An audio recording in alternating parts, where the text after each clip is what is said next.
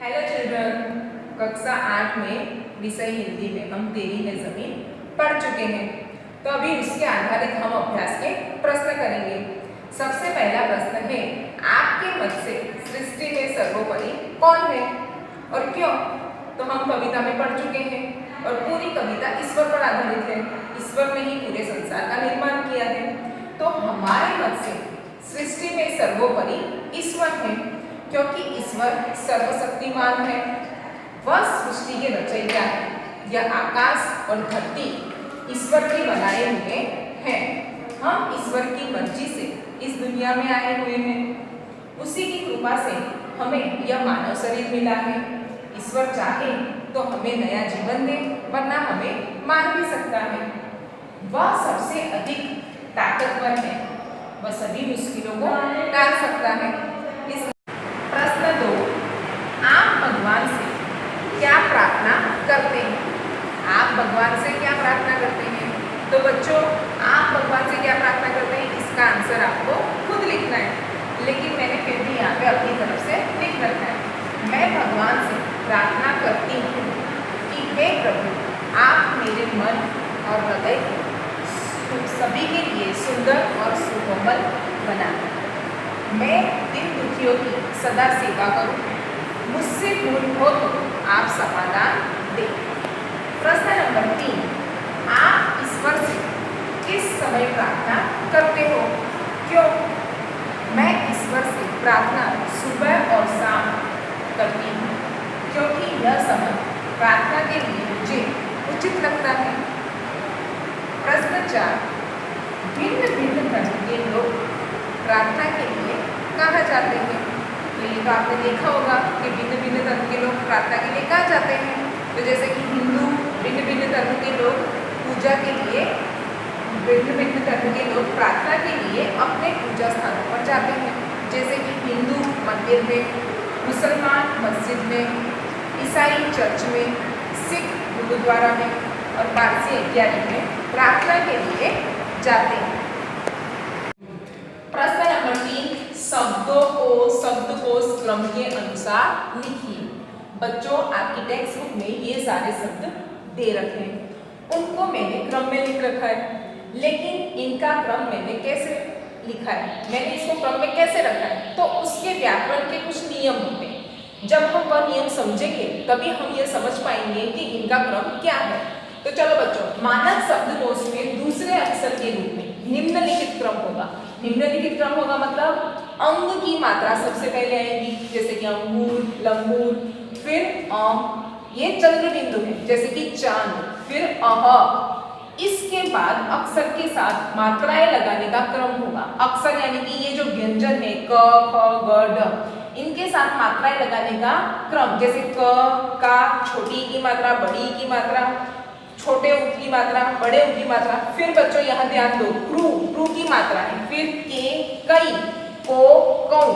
फिर कौन सा नियम है, मात्राओं के बाद संयुक्त अक्षर का क्रम, जैसे कि क, कख, कच।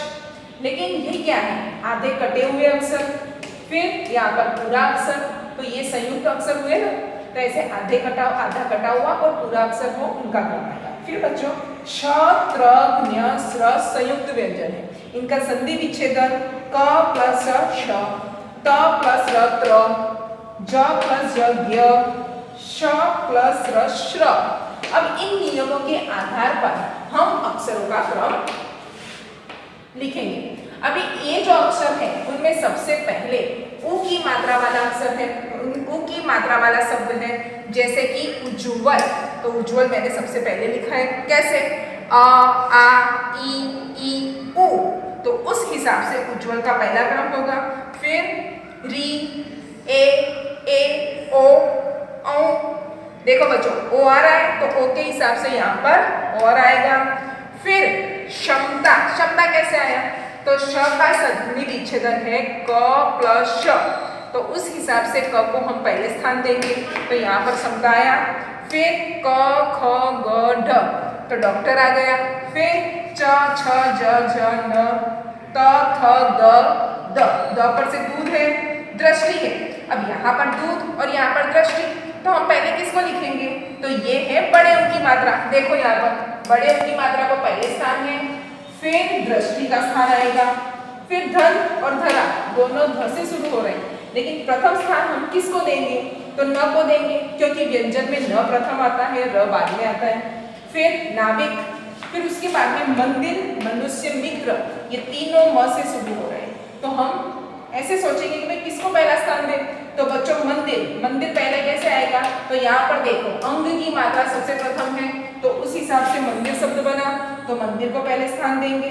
फिर म, बारहवीं में क, जैसे क है वैसे म, तो मनुष्य को प्रथम स्थान देंगे।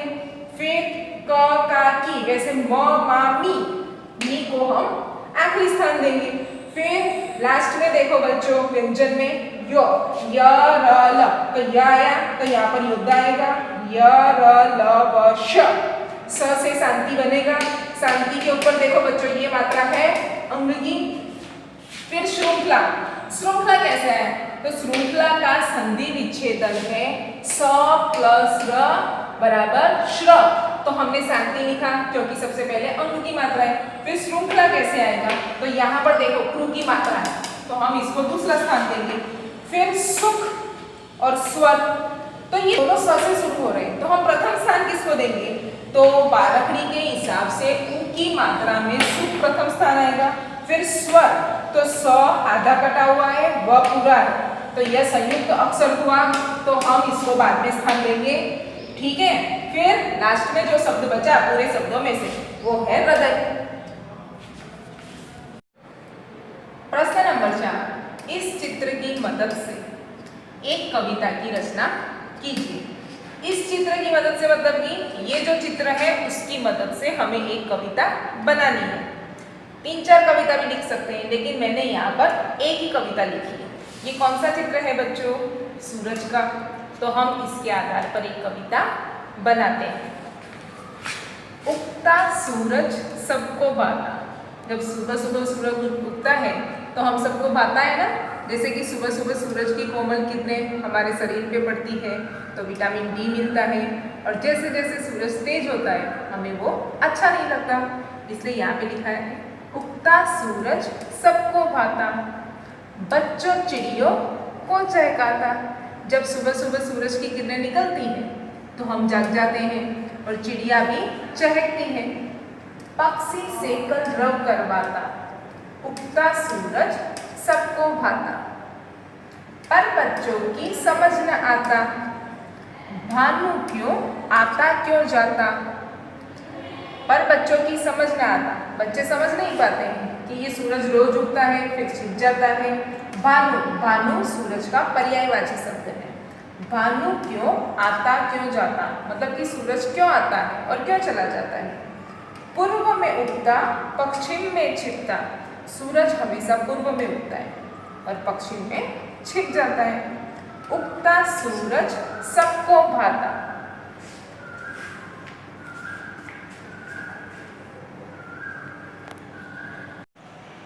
चलो बच्चों, प्रश्न नंबर 5, वचन बदलकर वाक्य फिर से लिखिए। उससे पहले हम थोड़ा सा एक वचन और बहुवचन के बारे में जानकारी प्राप्त करते हैं।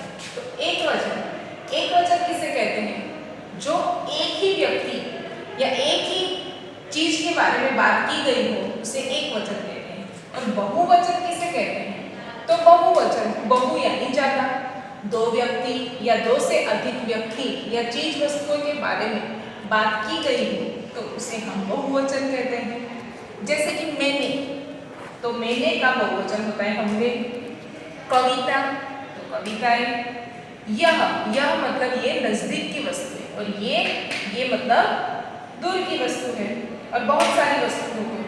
किताब, किताबें। माला, मालाएं। अभी इसके आधार पर हम प्रश्न नंबर 5 करेंगे। वचन बदलकर वाक्य फिर से लिखिए। जैसे कि 1, मैंने कविता लिखी, तो उसका उत्तर आएगा हमने कविताएं लिखी। मैंने का बहुवचन हमने, कविता का बहुवचन कविताएं, लिखी ऐसे कैसे आएगा।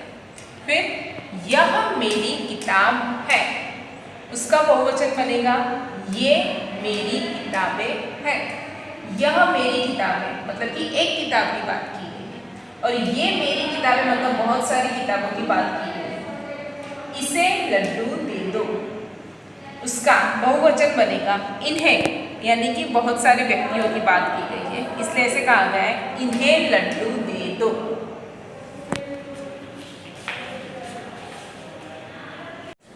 चलो बच्चों, तेरी है जमीन पाठ में हिंदी में स्वाध्याय में प्रश्न नंबर 1, निम्नलिखित प्रश्नों के उत्तर दीजिए। प्रश्न 1, कवि ईश्वर से क्या चाहते हैं? कवि ईश्वर से क्या चाहते हैं?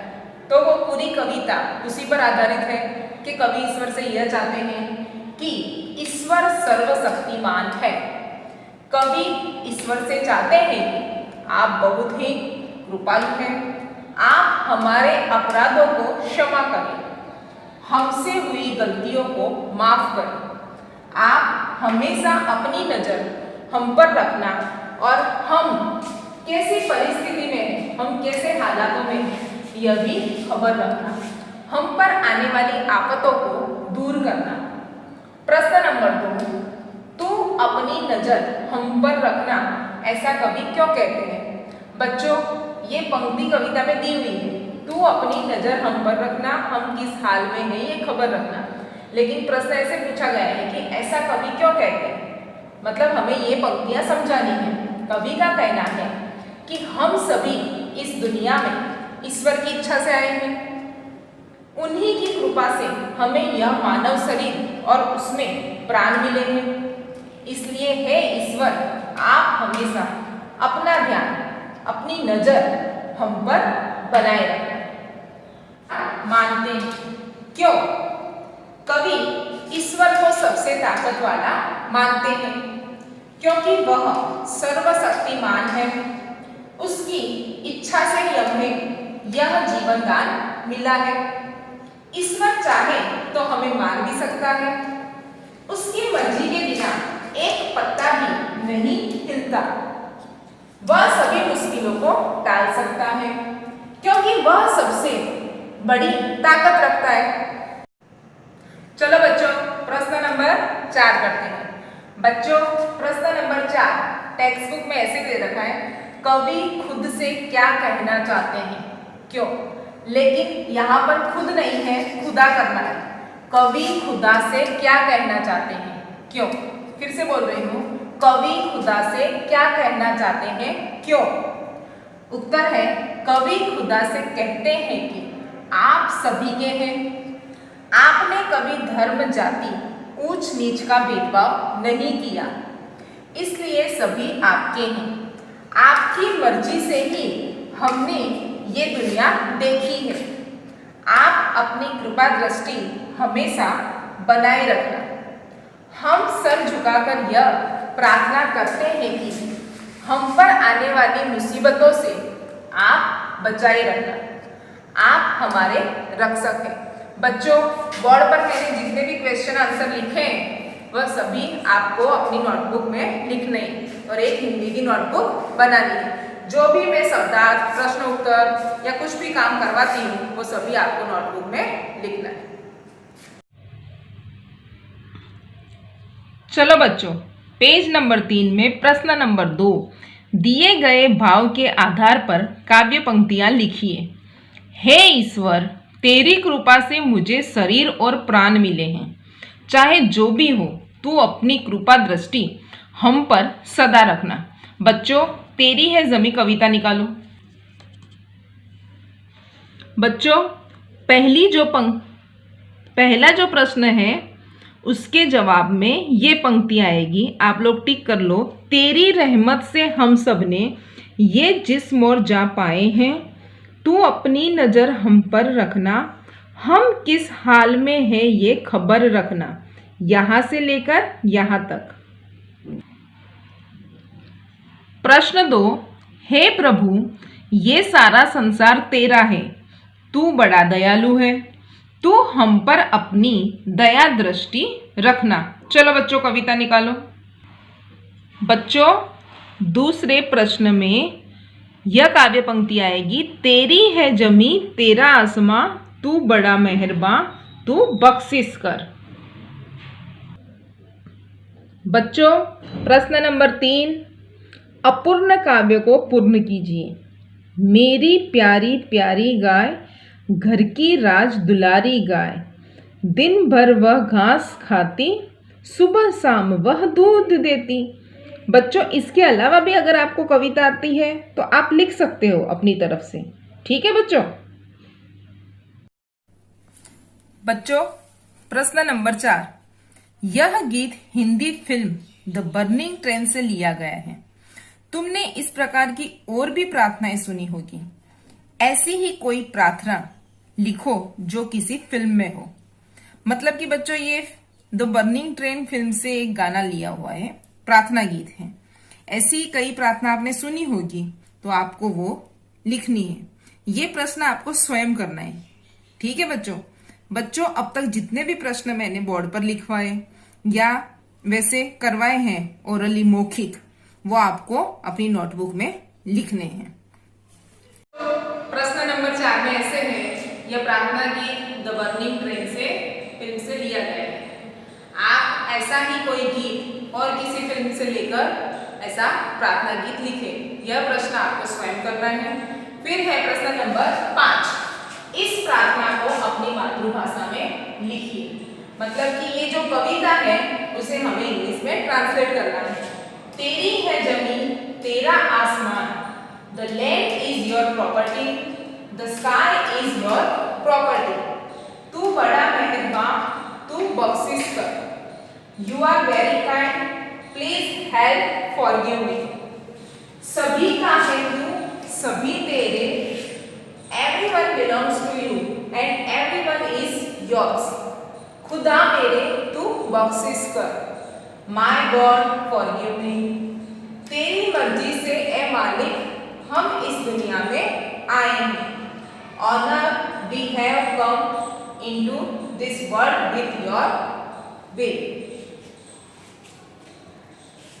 चलो बच्चों आगे, तेरी रहमत से हम सब ने ये जिस और जा पाए हैं, due to your mercy we all have this body and life, तू अपनी नजर हम पर रखना, you keep your eyes on us, you keep यानी कि गॉड की बात है, भगवान की बात है कि आप अपनी नजर हम पर रखना।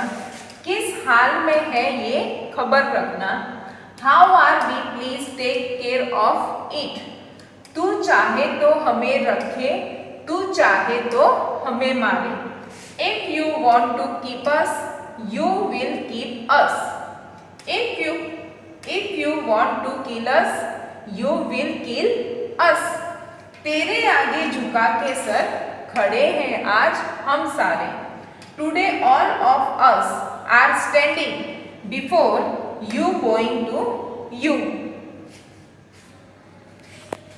आगे, ओ सबसे बड़ी ताकत वाले, oh with the greatest strength, तू चाहे तो हर आफत टाले, if you want you will avoid every disaster,